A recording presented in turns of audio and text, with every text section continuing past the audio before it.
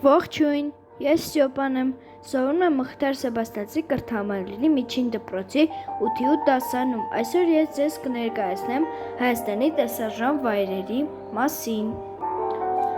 Գաղտնիք չէ, որ Հայաստանի գրեթե բոլոր քաղաքները ունեն իրենց լեգենդներ։ Հատկապես ամռանը և ձմռանը, երբ սկսվում է հանգստի սեզոնը։ Հետաքրքիր է իմանալ այն քաղաքների լեգենդները, որտեղ հանգստանում ենք։ Ես կփորձեմ առանձնացնել և պարբերաբար ներկայացնել Հայաստանի զբոսաշրջային քաղաքները, որոնք հին և նոր պատմության և ապագայի կրողներն են, որն էլ քաղաքները գրավիչ է դարձնում զբոսաշրջիկների համար։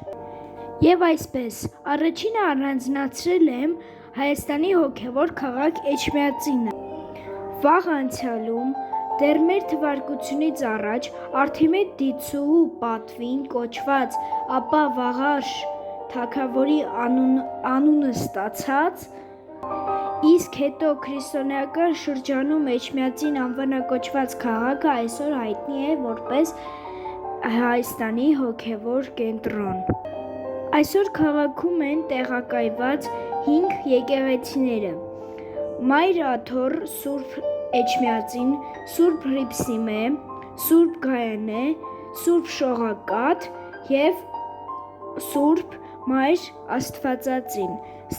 Այսօրվա համար այսքանը, ցտեսություն։